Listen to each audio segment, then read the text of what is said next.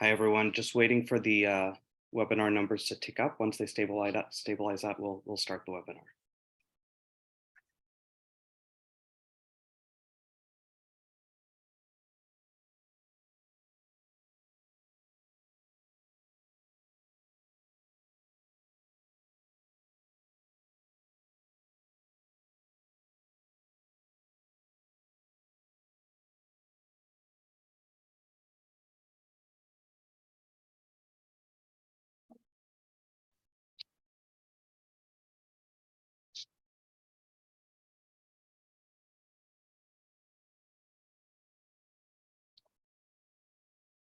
Welcome, everybody, to the first Global Health Seminar Series of 2023.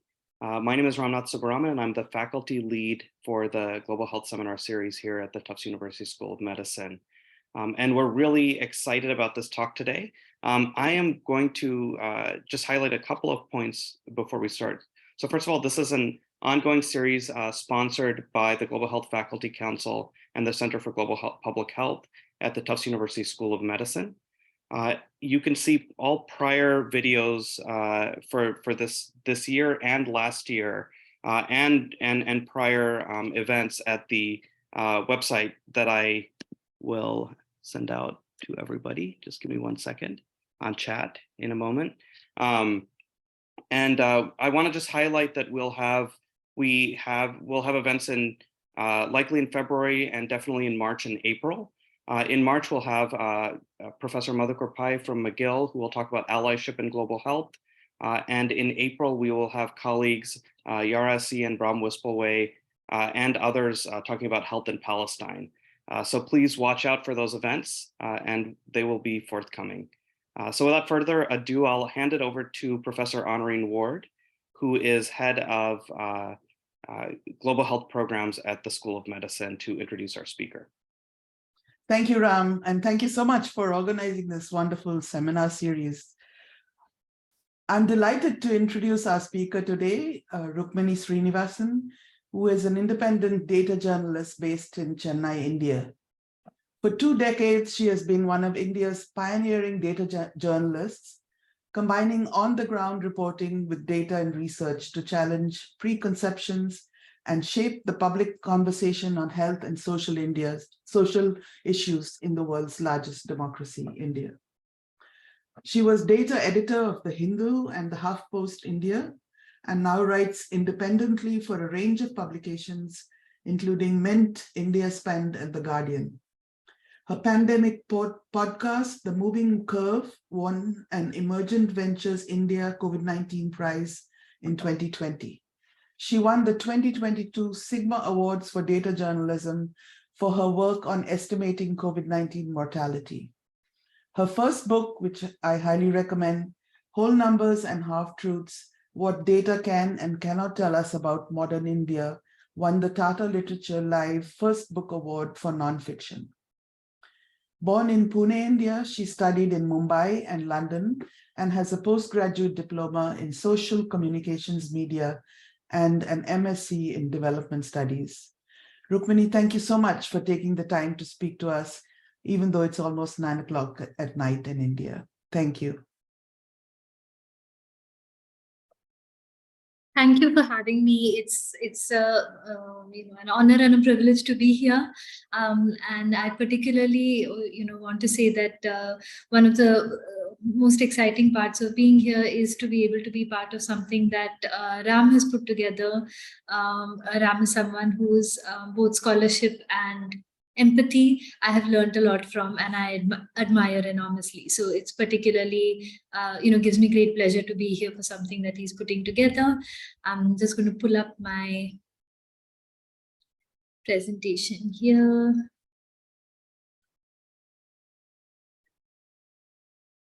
Okay. So let me jump right into it. I am a data journalist based in Chennai.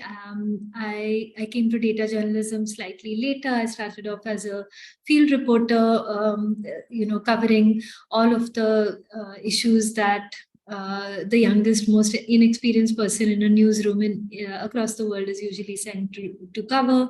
I ended up being dispatched all over the city I was reporting in at the time, Mumbai, and then increasingly across the broader region and across the country. And I think while I didn't know that at the time, in hindsight, I see this as really an opportunity to have understood the nuts and bolts of how democracy operates on the ground. I think those years were invaluable because after I made the sort of pivot to data journalism, those experiences and my continuing field reporting have allowed me to have a good sense of what the data misses, what it gets wrong, and what it sometimes misleads on. And this particular point, what data can sometimes mislead on, I think is particularly important from a health perspective. And what I hope to do in the presentation today is talk particularly about insights that I have had around public health and the sort of dangers and potential damage of going into situations, including the pandemic, without a full understanding of how numbers truly operate on the ground in India. Just to give you, to tell you briefly about what my book does, I attempt to ask and then answer 10 big questions about how things work in modern India through a combination of what good data can tell us, as well as what my experiences as a field reporter and my conversations with experts have shown me that the data sometimes gets wrong. These range from issues around the economy to questions around crime and access to justice, which I care particularly about, as also to questions around gender, caste, and finally health, which is something I look at in the last chapter of the book, and something that I ended up spending a lot of time reporting on over the last couple of years. When I started this introduction right now, I focused on the word good. I said I try to answer this question by looking at what good data can tell us. And I do like to emphasize that word good. There is sometimes a sense, particularly among younger people dealing with India, working on India, writing about India, that there is no good data. And there should be no realistic expectation of good data because systems are either so opaque or so withered away that we cannot expect good data from the Indian state. And I do want to make the point quite forcefully that that is not the case. In many areas, excellent data does exist. It exists for very particular reasons, none of which is to say that we should become complacent about it and not sort of interrogate those numbers. But I do want to make the point that for very key reasons, good data does exist for India, and it is important to engage with it. And one of the reasons this data exists is because the history of India's statistical architecture was tied up very closely with the decolonizing movement. The two men in this picture, Nehru and Mahalanobis, thought and felt very strongly about the role that statistics had to play in planning and in the development agenda for a country that was extremely poor, and for a development agenda explicitly aimed at pulling people out of poverty. Both these men believed very strongly in the role of statistics, and this allowed them to sort of aim for the moon. And I mean this in almost a sort of literal way. I think India's space program is, written about, eulogized. You have Netflix series around it. I sometimes think that that there was a similar sort of moonshot that India really attempted with its statistical systems. The systems that were put in place then, the household surveys that were attempted, were audacious in their thinking, far beyond what an extremely poor and underdeveloped, newly independent country really had any right to dream of at the time. And that audaciousness has allowed for an internationally recognized structure to exist that produces data that conforms to international standards, and that remains in some form today as well. Of course, constant vigilance is the price for having something like this built. But I do want to say that, recognizing this structure and recognizing the conditions under which it was built is extremely important. There's 5 sort of big themes that I want to talk about today, and without getting too much into them, I want to dive, right into what the first one says. As I said, I do try to make the point that there is a lot of good data that India does produce, and I want to encourage people, particularly young people, to engage with this data and try to tell stories with it, and not feel that you have to throw your hands up in the air because there's nothing that you can do with Indian data.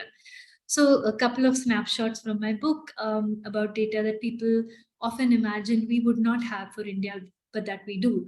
So I think questions around the way society is organized and around the way people, including young people, live their lives is something that we typically associate with opinion polling, perhaps even internet polling. But this is, many of these questions can be answered through pretty stodgy, old-fashioned data systems. So we have here data that I often enjoy sharing, particularly with fellow members of the Indian elite, who often feel that the world that they see around them, the sort of fairly liberal bubble that a lot of richer young Indians live in, they imagine this to be a sort of widespread Indian reality. And I think one of the essential roles that data can play is to help us look beyond our bubbles. And this bubble effect, I know, is just as strong in the US as it is here in India. So here's some data that I enjoy sharing. The share of Indians in an intercaste marriage today is hardly any different from those who were in an intercaste marriage soon after independence, 75 years ago. That is a sort of pervasive feature of organization of Indian society that's really changed very little, despite what maybe newer movies or books might have you think. Coming to data around health, I think there is important data that deserves looking at, both from India's official national sample survey system, as well as from a well done privately conducted survey called the India Human Development Survey that has been done in several rounds and is currently out on the field in India right now, and promises us a rich source of data in the not so distant future. Another important source is the National Family Health Survey, which is conducted every 5 years and conforms to the DHS, the demographic and health surveys that are conducted with international oversight over the world.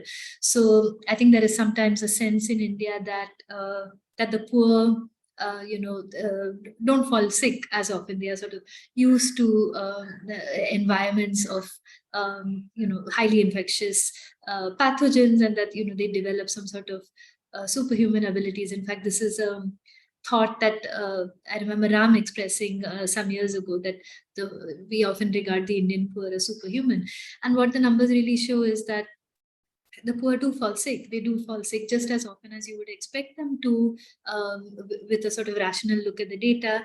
However, what we do also see is that the likelihood of being hospitalized is much higher among the rich. And this says a lot about access to health, as well as what accessing health in a system where increasingly people are using and often being forced to use the private healthcare system means for not just family budgets, but decisions around allocating resources. So all of this information is in some form, perhaps not often enough, perhaps not in the level of neither the frequency nor the level of granularity that we would like, but is available, is worth looking at. And in fact, I would say should have been better understood going into the pandemic, while I believe it was not. So that was my point about a lot of good data available that can tell us big stories about India. The second big sort of theme around Indian data is that, and I really see this as the sort of fundamental problem around the way data is communicated in India, which is that Indian data, presenting most sources of Indian data in a straight up sort of way without additional context, often by triangulating from other data sources, leads to misleading and sometimes dangerous narratives. This is a repeating phenomenon when we come to interstate comparisons in India, which means comparisons between different regions in India, because the levels of differences in terms of income development and state capacity all related to each other in parts of India are so different, they might as well be entirely different countries. And what this means is that a lot of the interstate differences that we believe we are capturing could just be a reporting effect. All we could be capturing perhaps are differences in the ability of states to capture information rather than differences in the actual incidence of what we're talking about.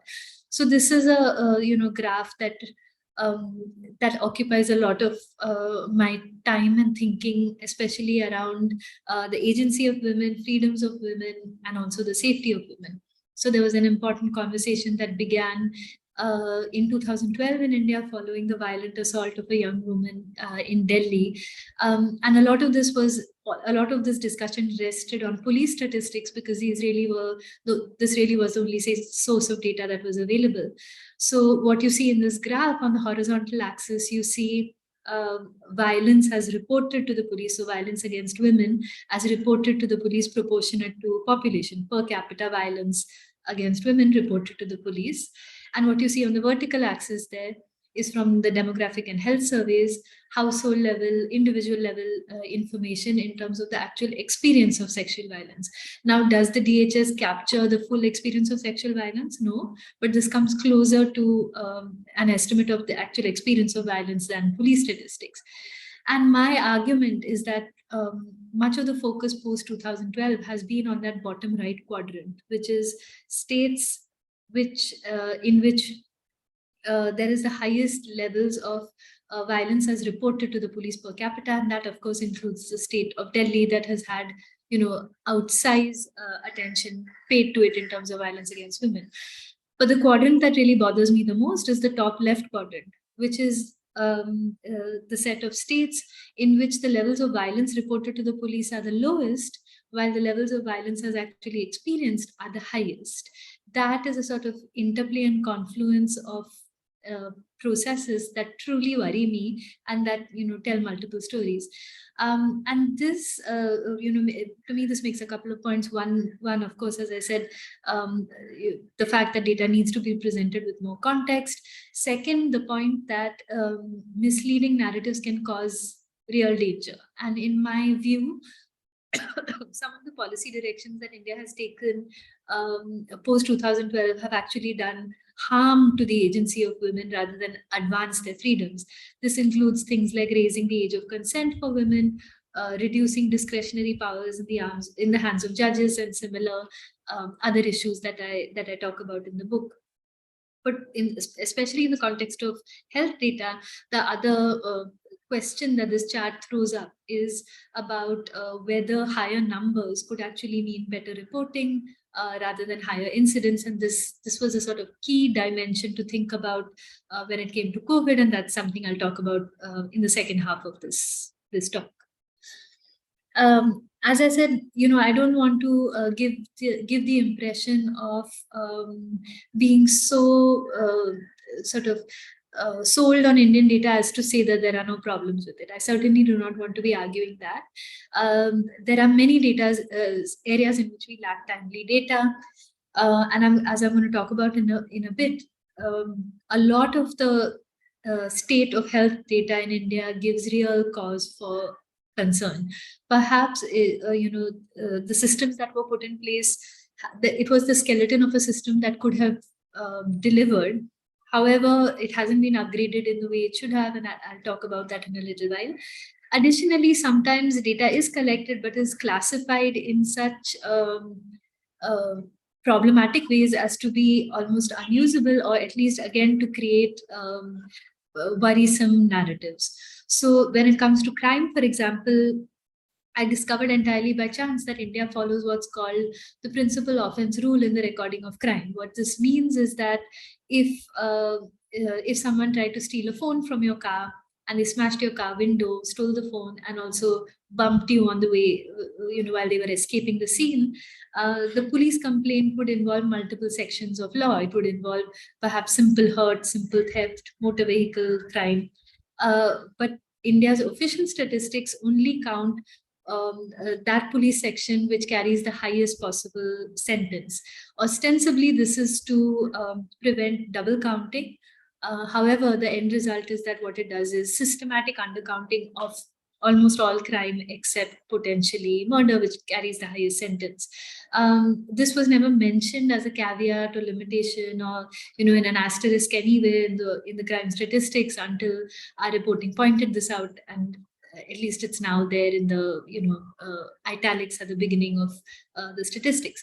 Another thing that happens is how poorly we classify many types of work in India, and this is really an area in which the Indian census has fallen far behind. So the Indian census classifies work as agricultural, home-based, artisanal work, and others. And essentially all of India's urban economy now falls in this others, and the census just has not kept up, in the way it should have. My last 2 points, which I'll just quickly, draw your attention to, were these two, which is outright manipulation a big problem with Indian data? How much do we need to worry about it? And the sort of silver lining that I have seen emerging in the last 2 years. And I'm going to use the COVID story to talk about both of these points together, because they really sort of come together here. What I'm going to talk about through this is reporting around excess mortality as a result of COVID, and I'll explain why, what it is and why I'm talking about it. So first of all, why is it that we believe that India was missing some deaths from COVID? Well, for one, all countries were going to miss counting some deaths from COVID just because of the nature of a pandemic. Additionally, particularly after India's first wave, it did seem like something was off in the numbers, because they were far, a substantial distance from what should have been expected, as well as from what was going on in other countries. Further, after India's first wave, which was in the early part of 2020, the second half of 2020, there were unexplained differences within regions in India, which, as you'll see, sort of points to the point I was making earlier about interstate differences. Unfortunately, I think a lot of the sort of questioning was about whether there was something exceptional going on in India, something exceptional going on in those Indian states, which again recalls the sort of conversation around the Indian poor as being exceptionally resilient, while perhaps what's happening is that we're missing counting how sick they fall, and ascribing superhuman properties to them instead. And I think that's essentially what was going on here. We were sort of wasting wasting time and perhaps even resources thinking about whether there was something exceptional going on in India, while now I believe that what we should have been asking was whether there was something exceptional going on in the data. Now, why should we have been suspicious of the data? And this is where I want to talk about the role, how much manipulation, how much space it occupies in the minds of many people, particularly younger Indians, and why I feel that that is unjustified. That level of concern about official manipulation seems unjustified. So if you accept the WHO's estimates, which I'll come to in a minute, which placed COVID undercounting at roughly 10x in India. So at the end of India's second wave, its official count of COVID deaths was 500,000, while the WHO places it at 5 million. So that's a 10x underestimate. That was a huge source of outrage in India. It caused, something of an international incident. But in 2017, the last year for which data was available, India registered officially 192 deaths from from malaria, 192 deaths from malaria, while model estimates like those from the IHME with their own problems and caveats, put this number at closer to 50,000. So that is a 40x underestimate that went virtually unnoticed. We similarly miss large numbers of deaths from diarrhea, from TB, which is something Ram has worked on. So the broader point is that India systematically misses count sort of surveilling disease and death from infectious diseases in particular, and this was all pre-COVID. The other point, and this chart has been slightly updated since then, is that there are some deaths that India will fail to register because of administrative systems not being mature enough yet. This is particularly a problem for people from marginalized communities, those in rural areas where typically deaths happen at home and are not often registered.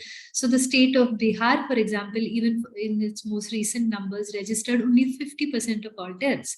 So half of all deaths, even in a normal year, go uncounted in the state of Bihar. Excuse me. Additionally, there's the point of medically certified causes of death. Now, even in India's most developed state, which is Kerala, most recent numbers again show that only 1 in every 5 deaths had a medically certified cause. This is again a sort of part of health administrative data that's simply not matured enough. So again, another good reason to think that we would miss counting some deaths from COVID.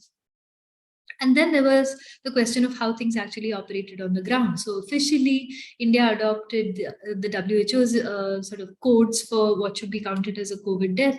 And this included suspected deaths in which there wasn't a positive test prior to death.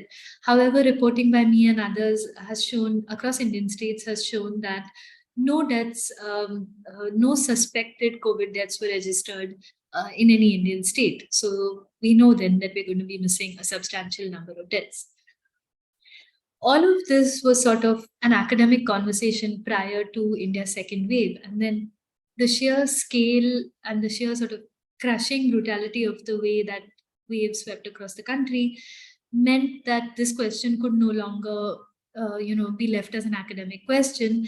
It became very clear to people on the street that something was going on and numbers were being missed.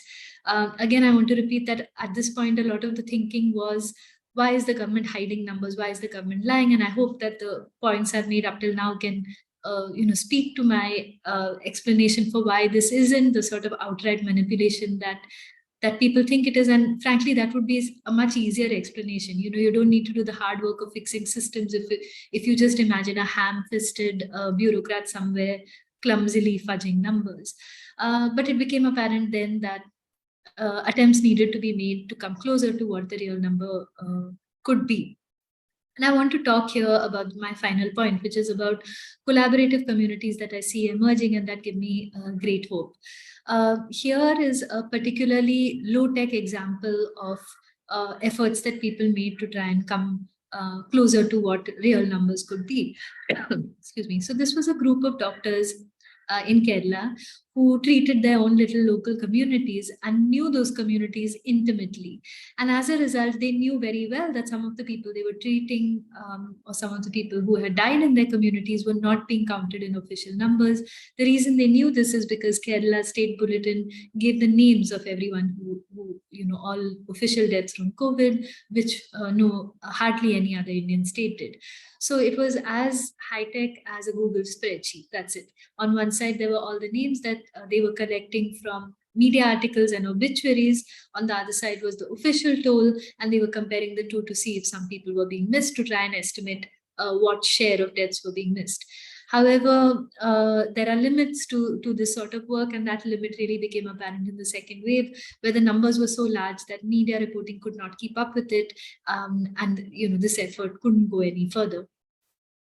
I also want to particularly talk about the brave work of Indian journalists during the second wave, particularly those in non-English newsrooms in non-metro cities, where the costs and the difficulties of doing this sort of work are so much greater.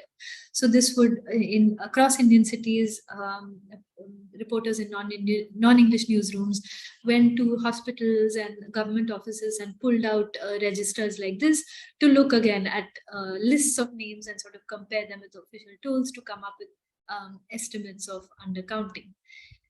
And then what I and others were able to do was we were able to access official data on deaths from all causes, so all-cause mortality, and compare it with COVID mortality. official COVID mortality.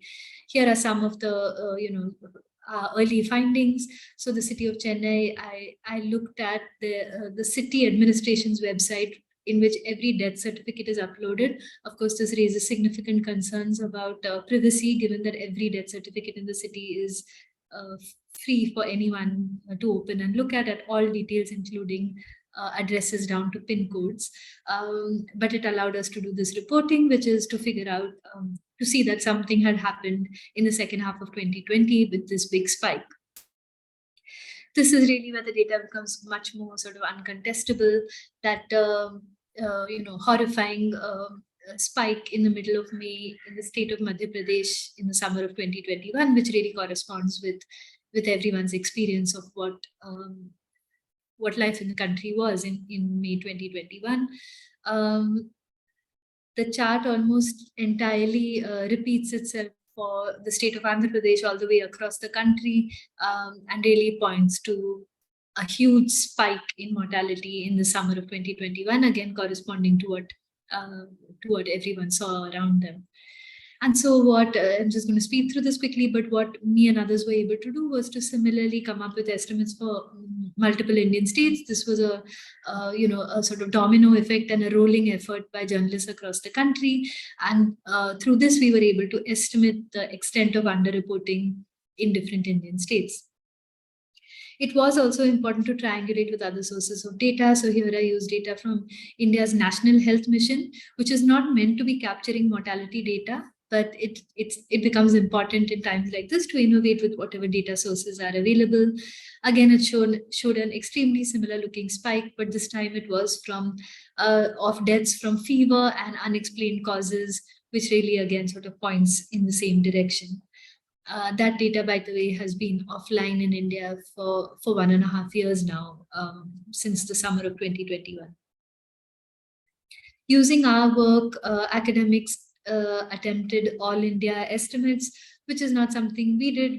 We are not experts. We did reporting which showed what numbers for those states were showing. Others, used assumptions around demographics and others to come up with national estimates. And then these were finally used by the WHO to come up with its estimate of 5 million deaths until the summer of 2020, summer of 2021. Okay, I'm going to close with just a couple of thoughts, and then I look forward to taking questions. So the 5 quick themes, just to talk about them again. I encourage people to engage with Indian data and not assume that this data is either manipulated or junk and not worth working with. So I encourage people to work more with Indian data. I think one of the sort of big questions for people to now start considering is the role that private data is increasingly going to play in India. So we now have an extremely high quality longitudinal panel survey that's conducted by a private agency. It's called the Consumer Pyramid Health Survey. It is the world's largest longitudinal survey.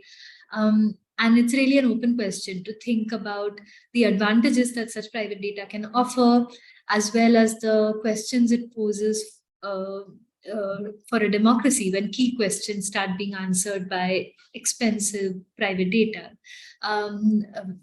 But that sort of brings me to the broad point of encouraging people to work with Indian data. I think the sort of biggest problem is neither access to data nor manipulation, but presentation of data without context. I really believe, or without full context, I really believe it's done great harm to India and sort of allowed the perpetuation of dangerous narratives, including around safety and around sexual crime, that I believe have led to a diminishing of freedoms rather than an expansion of freedoms. Finally, while I don't want to claim that there are no problems with lack of Indian data, suppression, delayed data, all of which are very much key issues. I'm happy to talk about the census, for example, which is something that has been conducted, come war, come floods. We've had a census every 10 years. And now for inexplicable reasons, it stands delayed. So I don't want to pretend as if the data environment is free of any challenges. However, if I talked in the beginning about the house that Nehru and Mahalanobis built, that house still stands, but it needs work. It's going to need strengthening. It's going to need repair to push that metaphor really far. And yes, finally, I just want to make the point that there are these extremely public-spirited collaborative communities emerging. Sometimes these are entirely pro bono volunteer-led efforts. So one of these exciting efforts was a group that came together called COVID-19india.org to try to solve the problem of historical and granular COVID data for India. So India's government was producing national numbers on tests, cases, deaths, but was not publishing granular data and was not publishing historical data, although this data was available at the level of Indian states. So this entirely anonymous and pro bono effort came together to put this. That is the joy of it, but that is also the challenge of it. So that group then closed operations in October 2021, just essentially burnt out. And I was part of a group that sort of took the baton from them and continued doing that work. And we have now announced that we are closing operations at the end of January as well, with volunteer turnover being quite high, as well as access to data reducing by the day. So yes, volunteer efforts give great hope, but also pose questions about the state's responsibility in sharing data that really rightfully belongs to citizens. Thank you, and I look forward to taking questions. Thank you so much, Rukmini. And so first of all, thank you for a beautiful talk. And I, first of all, want to just plug Rukmini's book again, if you will. So this book, I followed Rukmini's reporting for a number of years, obviously as a friend, but also just, I mean, it's hard to miss Rukmini's writing because it's in so many outlets, and it really brings data visualization, contextualizing data. And I think really, Rukmini, I've noticed this for a number of years, the tack you take is really being a breaker of preconceptions, right? I mean, you sort of have an intuition of how people are thinking about things. And when you look at the data, you often find that the data don't speak to that, or they really challenge our assumptions about what's going on. So I just want to appreciate that and plug the book, which has been on the bestsellers list for a number of months in India. So please go out and get it. It's available on Amazon. So I think I don't want to spend the entire time talking about COVID. So I'm going to start with the question that Honorine has posed actually on our panelist chat, and then I'm going to shift to some of the questions in the Q&A. So Professor Ward has asked a question about sexual violence in India, and what she's asked is regarding crimes against women, especially sexual violence. We have heard that many such crimes are not reported to the police because women and their families are reluctant to do so because of the stigma attached to those crimes, or because the victim may be blamed. If true, how much does this contribute to underreporting, and what can be done about it to understand what's going on with sexual violence in India? No, absolutely. And what I do try to do is situate data on the experience of violence very much within this understanding that all we have with us are reported numbers, and this means that we are missing the universe of numbers that are never reported. So I tried to do a couple of things to get beyond that. And I think it was really my frustration with having to deal with police statistics, knowing exactly what Professor Ward just pointed out, which is knowing that stigma around sexual violence can often prevent women from reporting sexual crime experienced by them. And additionally, the extent of stigma as well as the extent of the police sort of pushback to recording this information varies between regions. And so it was important to try and capture this variation as well, which is what drove me really to look at court data and to look at other sources of data, including crime victimization surveys, which could take you a little further. And I think what that chart at least what the chart does point out, and in no way do I mean that that chart is conclusive, but I would say that the chart does point out that there are significant variations, many of them unexplained, in the extent of crime reported to the police, which do not correlate in a one-to-one way with the actual experience of crime. So there are, all the factors that mediate how much crime is reported to the police are not uniform and vary enormously by geography, by social group, by age, by all of these different factors. There have been a couple of good smaller qualitative and quantitative surveys to try and estimate the extent of underreporting. And actually, one of the estimates we're able to come up with is really just by comparing crimes reported to the police with DHS experience of crime for the same year. And of course, we find enormous levels of underreporting, I mean, huge, to the extent that, not even a percentage of all crime is getting reported to the police. But there is a complicated dimension here. Marriage in India is virtually universal and happens quite early, especially in the lives of women. What this means then is the vast majority of experience of sexual crime, sexual violence happens within the marriage in India. This, of course, means that, this is intimate partner violence is not something particular to India. This is widely seen, but there's a couple of complications in the Indian context. One of which is that Indian law has an appalling marital exception, which is that there is an exception in the police section that has to do with sexual assault, explicitly made out for assault within the marriage. This isn't to say that there are no legal tools available to women. There is domestic violence reporting that allows you to also report sexual violence. But it is to say that, and this is still an extremely live debate in India, and challenges to this have not gone through yet. So it is to say that reporting sexual violence within the marriage is extremely hard. And simultaneously, the experience of sexual violence is overwhelmingly within the marriage in India. So that's just an additional dimension to what is in some ways a global problem.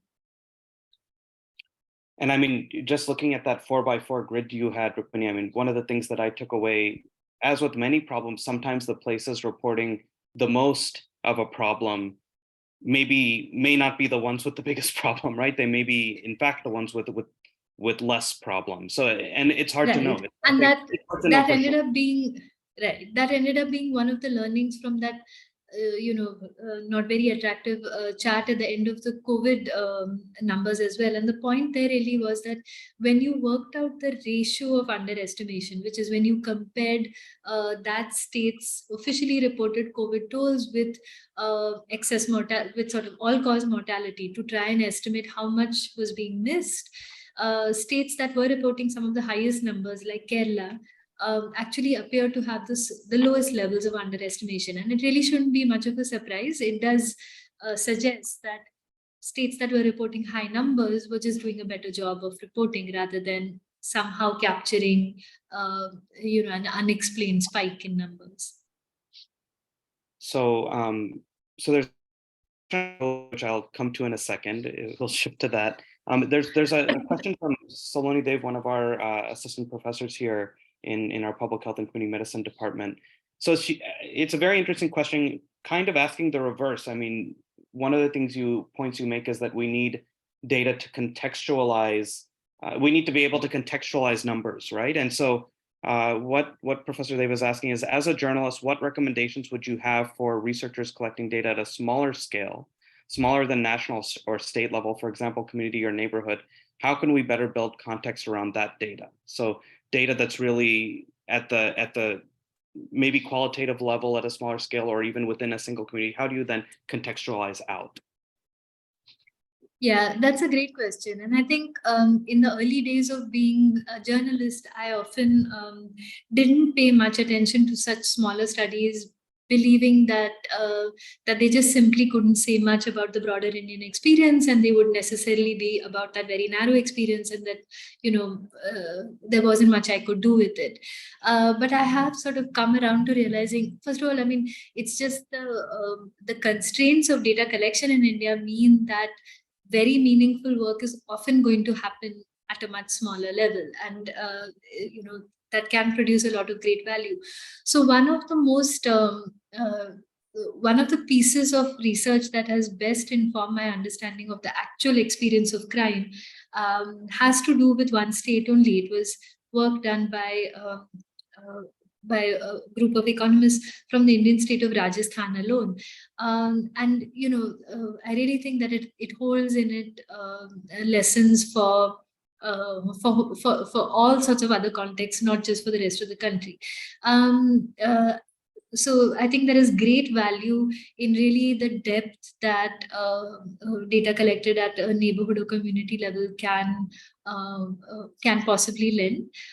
I also think there's a sort of growing movement in India towards expanding survey tools and other sort of research tools for communities to be able to use these tools themselves to collect information of value for them. So I've had groups come to talk to me to try and understand if we can talk to communities about data, why it matters, what it means, so that they can potentially connect this information for themselves as well. Only seeing people as subjects and never seeing them as the sort of having the agency to collect this information for themselves is something that needs to change. So I'm interested in working more on that, and empowering people to collect the information that could help them advocate for change themselves. Great.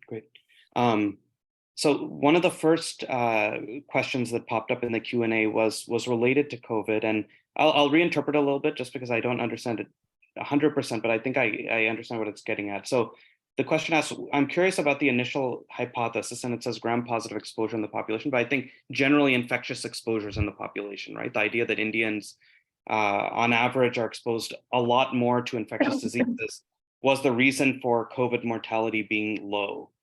So maybe this speaks to the idea that, there's the very high exposure means that Indians have greater immunity or greater ability to withstand a new pathogen such as this. So speak to that question and how the work you've done has shed light on that.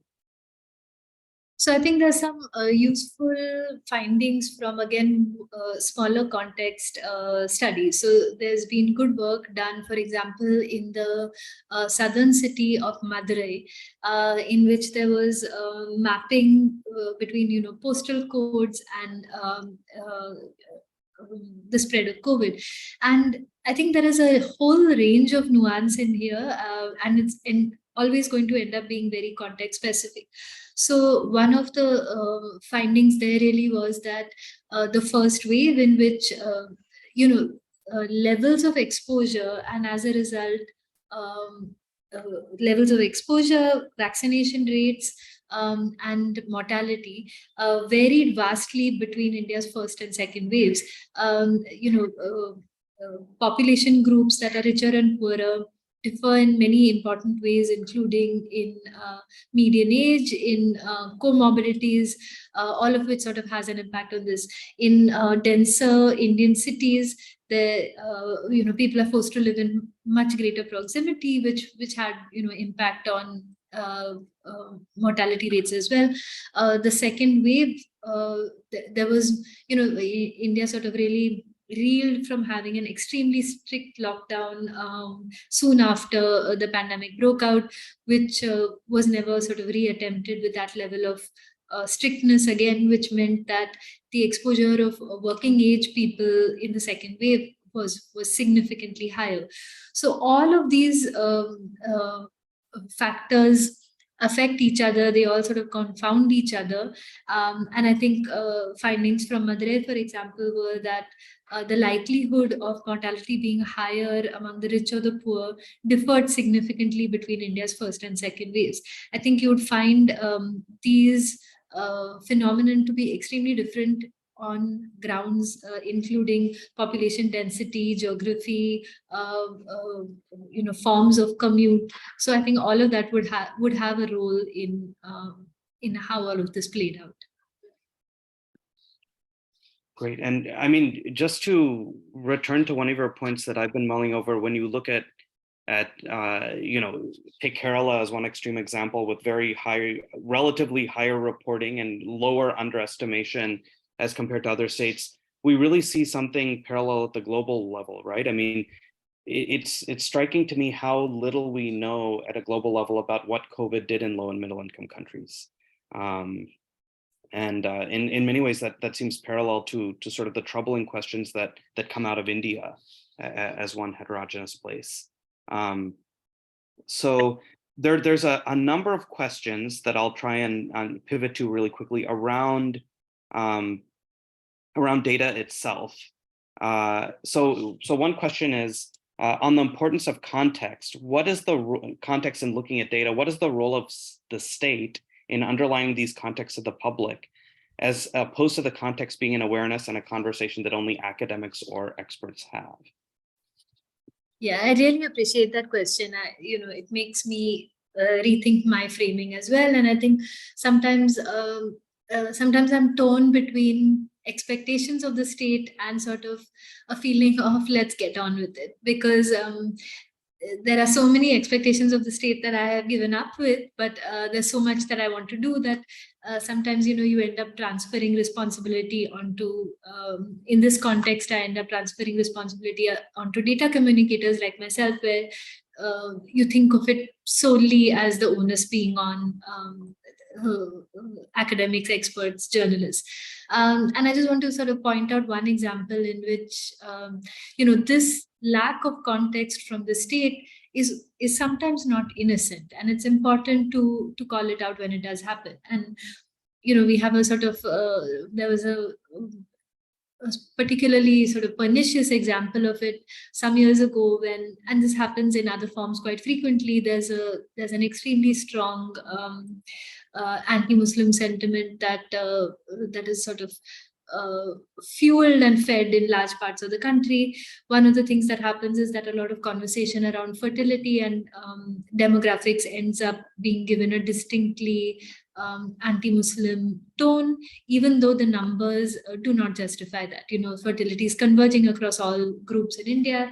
It's falling extremely fast among Muslims as access to health and education improves as people get richer. But so what happened was the presentation of census data, for example, that showed that that fertility rates were higher among Muslims in India than they were among Hindus. Now, that has been the case since before independence, because Muslims are substantially poorer than Hindus in India. And my frustration was with the media, which by presenting this exactly in this form ended up perhaps in part unwillingly, engaging in dangerous propaganda.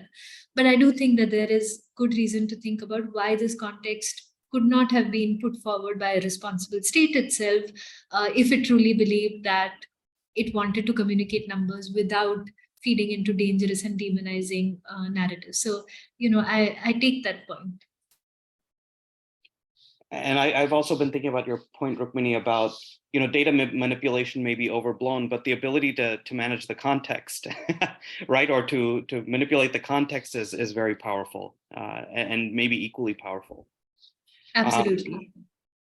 So moving along the lines of thinking about data and maybe in this historical moment, one of the questions is, along the lines of the current situation in India with issues of freedom of press, transparency, and the reality of democracy or lack thereof, do the same structures that Nehru and Mahalanobis put in place for statistics and data work, do they need to be reimagined? What does this future look like, and how can that be maintained or enhanced, I guess? Yeah, that's a great question. So I would say that one of the things that India often did not do in its early decades was to think about independent, autonomous oversight agencies. And if that conversation did not happen then, it most certainly needs to happen now. So the structures that existed then, I don't think, relying on those systems alone without putting in place oversight bodies is at all useful. And this isn't to say something in particular about this government or this time or this country even. Independent oversight needs to exist across the world because there are enormous incentives for governments everywhere to suppress, to manipulate data, to do all sorts of dangerous things with data. So India has been sort of toying for decades with how its National Statistical Commission, which is meant to be an oversight agency, is meant to look. It doesn't have legal teeth, and I regret that we have not been able to build popular momentum around what this sort of independent oversight mechanism with legal backing should look like. I mean, there's really no point hand-wringing between journalists and civil society and academics around this. This stuff needs to be written into law. And the fact that we haven't been able to build public opinion around it is a failure of at least some pillars of democracy. I would just add that, I mean, we've seen that here also in the United States, with management and for example, in the last administration with the Environmental Protection Agency, many scientists were sort of a lot of scientists and data were lost during that time. So we have about 4 minutes left, and just going on this theme of data at a high level. There's a question that asks, the central government recently issued a press note cautioning against surveys conducted by private organizations. Does the government's lack of trust of privately published data make it difficult for the public at large, not to trust them, How do journalists ensure the public's trust in the data story they're writing? So maybe this is about sources and public and private now, and this point you raised at the end about growing private data. Yeah, this is also a great question. So I have a couple of points to make over here. The first is I don't think we should be arguing, though that isn't what the question is, but we should make sure that private surveys and data from private agencies too is held to high standards, and there have to be there have to be public debates about the quality of data coming from private surveys as well. How this can happen when the raw data is not public is of course difficult, and I think it becomes incumbent on researchers who do have access to the private data, even if IP means that they are not able to make the data public. I get that, but engaging in public debates about the quality of private surveys absolutely needs to happen. The scrutiny is important for private surveys as well. Creating an atmosphere of lack of data, a lack of trust against and a group putting out data does sow distrust in the minds of people, particularly in an environment where the government enjoys huge public support. However, I will say this doesn't only apply to private agencies. What has happened to the government's own parts of its own statistical architecture is that they have been diminished and often sidelined following the publication of unflattering data. And to me, that is a deeply damaging and sort of worrisome direction to go in if any government is able to create a substantial negative public opinion, or sort of even just allow for a diminution of its own sort of data collection agencies when they put out unflattering information. That's really worrying and sort of a harmful direction to go in. I think the project of building credibility and trust is a long-term one, and there are no shortcuts here. So for journalists or for private agencies to be able to win public trust is really something that they're going to have to work on for a long time. I do think that the open data movement allows us to give people a much closer look at the data that we're talking about than we ever have in the past.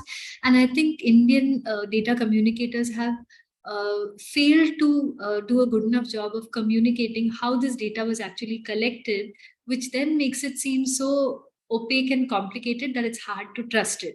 So we do need to do a much better job of explaining how the sausage gets made.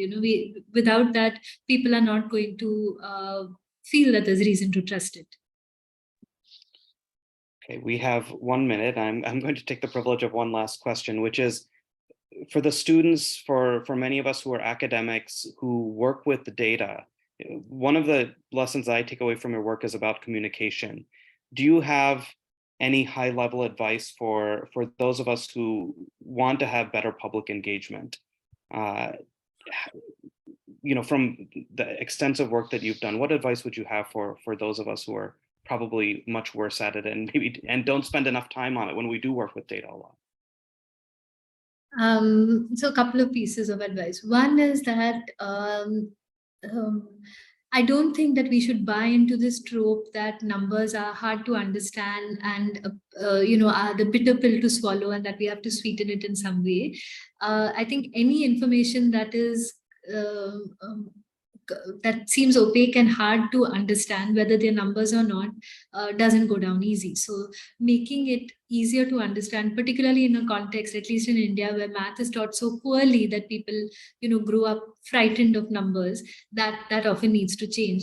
But sort of my two biggest pieces of advice, one is that you have to, and I say this about myself as well, that without fully understanding from toe to tail the data that you're talking about, which includes understanding every bit of how it was collected, including who it was and what sort of person went out and collected it. Without that full confidence in the numbers, you're never going to be able to explain it well.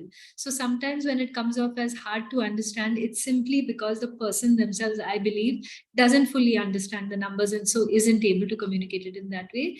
And finally, I think numbers that actually matter to people and sort of demonstrate in some ways that numbers can offer dignity and personhood and validation, connect with people, which is why I feel that the COVID reporting really struck a chord with people, because people who were being denied the dignity of being even acknowledged were able to see, themselves at least being acknowledged in the numbers. Well, I think that's a wonderful place to end. Thank you so much, Rukmini, for taking the time to present your work. It's really humbling for those of us in academia to see how well you're able to do this work, break preconceptions, communicate data. I think it's something we should all take inspiration from. So thanks again. Thank you for having me, and thank you, Ram.